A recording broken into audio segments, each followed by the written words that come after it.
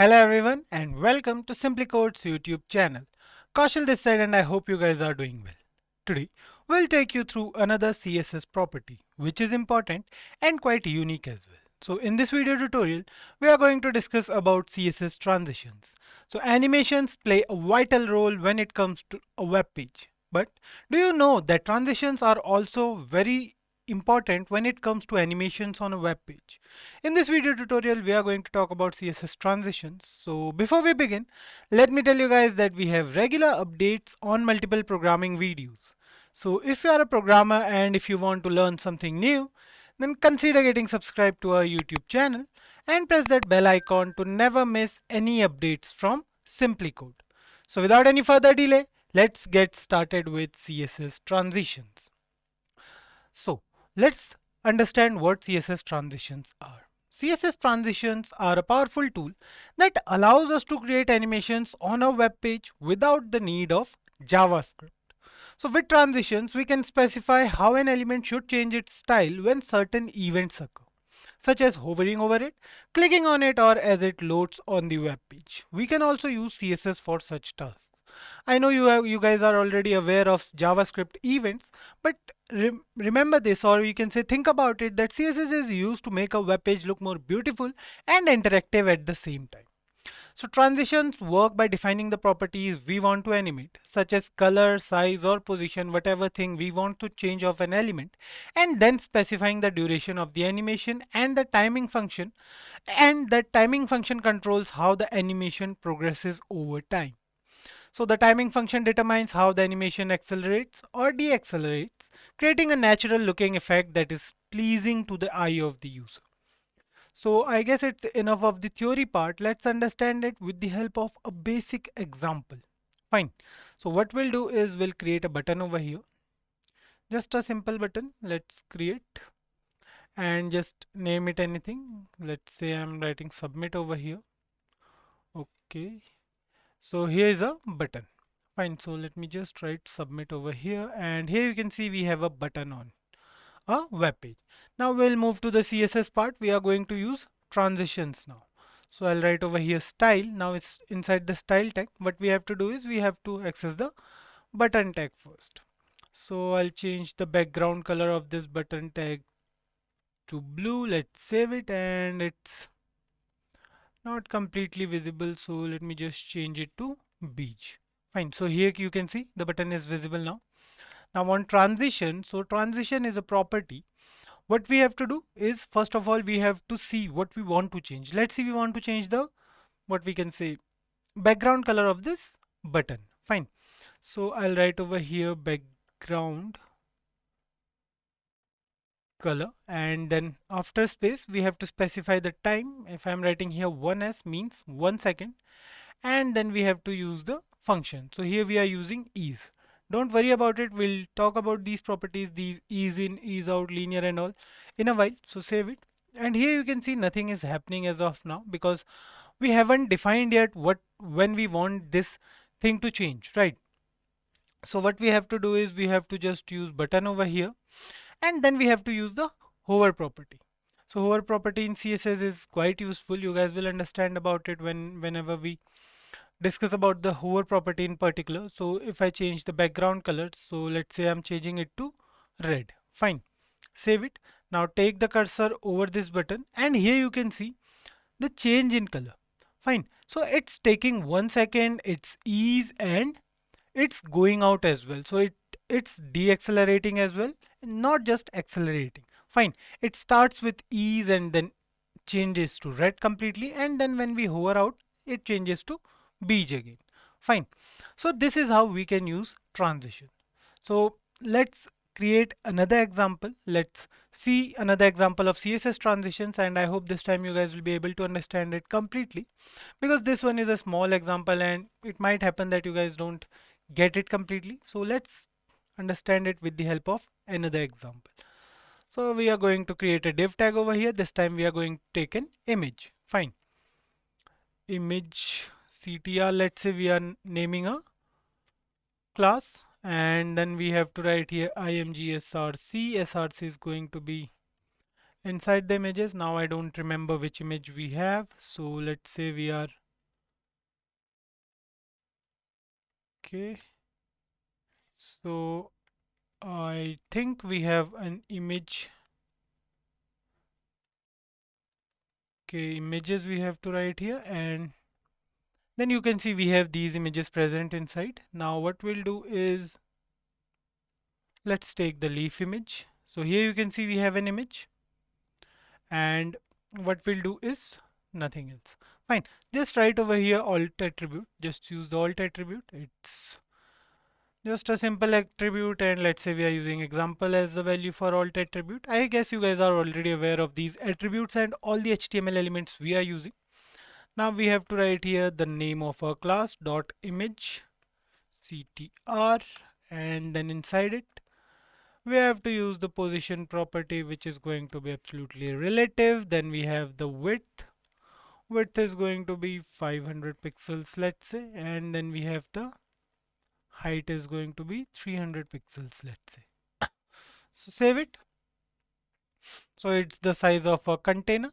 If you guys want to check it, just write here border 1 pixel, solid and black in color. Fine. So here you can see this is quite big in size. If I make it 100%, so this is decent, I guess. Let's change it to 400 pixels, and yeah. So this is at 100%, this is my browser at 100%. If you guys want to see it like this, so this is our browser, and just let's move ahead in the example, and now we are going to use the image tag for our image. So we'll use position as absolute and save it, nothing happens. Then we'll set the top as 0, then we'll set the left as well as 0. Then we have width as 100%, okay, percent, save it, and then we have height as 100% of the box, and here you can see the image. Now what we'll do is we'll use the transition property, okay, not transform. We have to write here transition. Transition is going to be, we are going to transform this image, and it will take 0.5 seconds, and let's say we are using ease in out. Fine. Now the last thing we are left with is img and hover. So we are going to use the hover property, we are going to use the transform, and then we'll use a scale value. So the transform value, I don't think we have discussed it yet, but let's see what difference does it make. So on taking my mouse cursor over, you can see the image size is changing, right?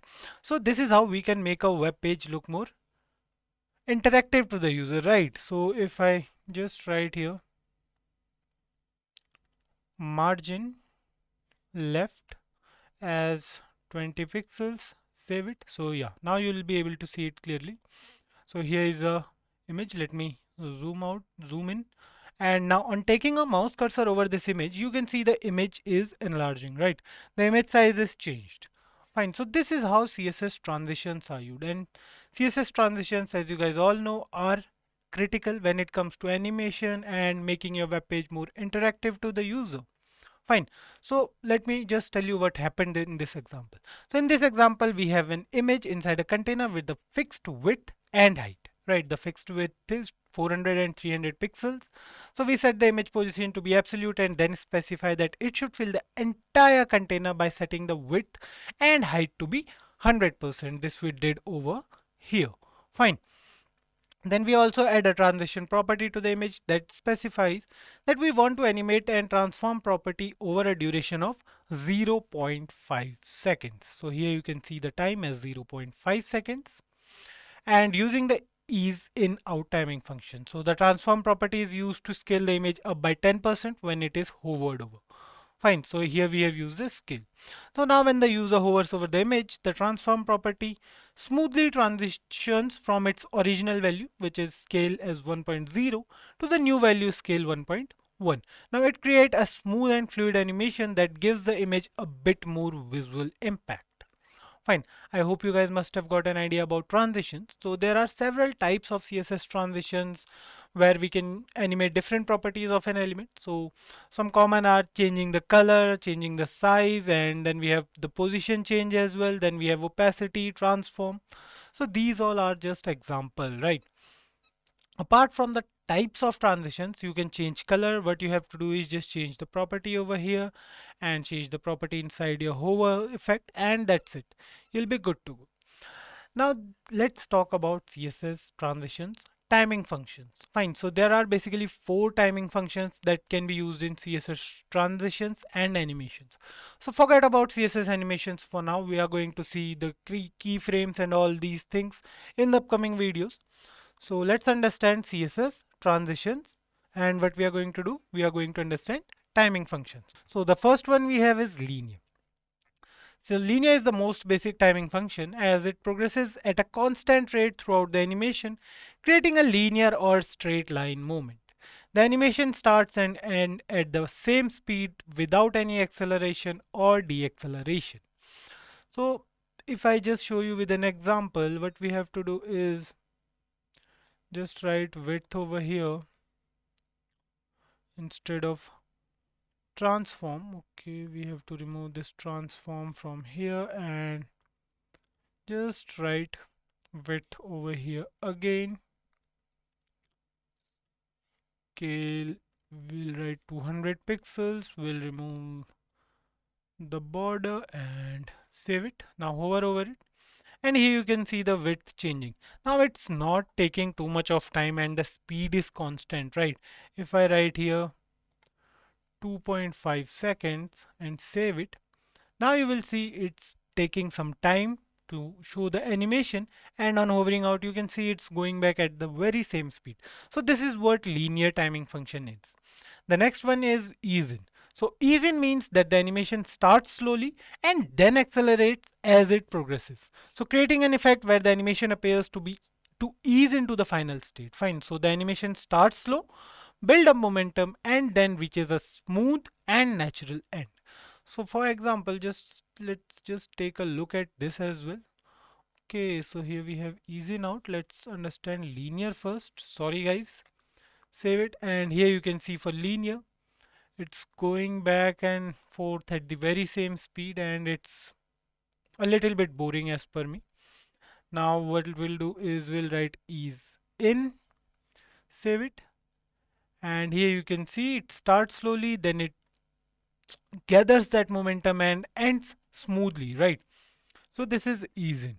And the next one we have is ease out. So ease out means that the animation starts quickly and then deaccelerates as it progresses. It's the opposite of ease in. So it creates an effect where the animation appears to ease out at the initial state. So the animation starts fast, slows down, and then comes to a smooth stop. Let's understand this with the help of an example. And we'll use ease out. The rest will remain the same. Just change the time over here because 2.5 seconds is way more time than expected. Save it.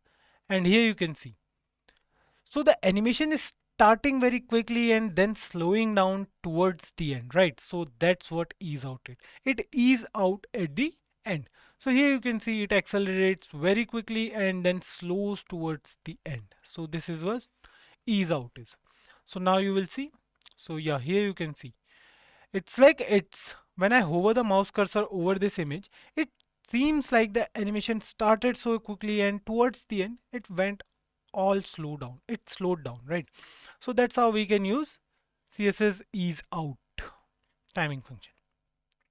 Now the last one is ease in out.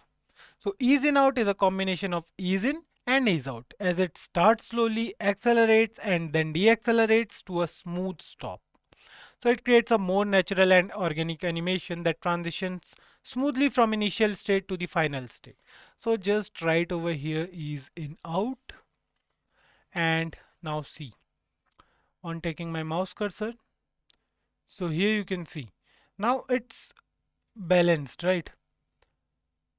So it starts slowly, fine, then it accelerates, and then towards the end it stops slowly, fine. So let me just increase the time over here once.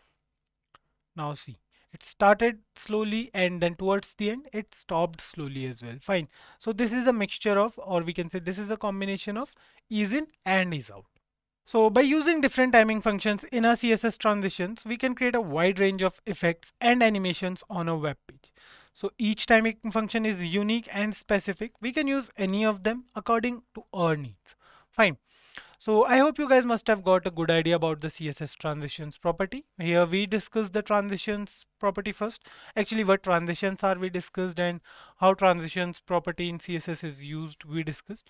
And then we came across the syntax of this transition property and the timing functions, right? Timing functions play a vital role. So this transition property is used to add basic animations to a web page. In the upcoming videos, we'll also see how we can create what we can say high level animations with the help of CSS on a web page. So that's all for this video, guys. See you in another video. And if you still have any doubts related to any of the topics or content we have covered in this particular video, then please feel free to drop them down in the comment section below and we'll definitely answer them for you. So thank you so much for being here, guys, once again. So see you next time. Until then, keep coding and stay tuned to SimpliCode.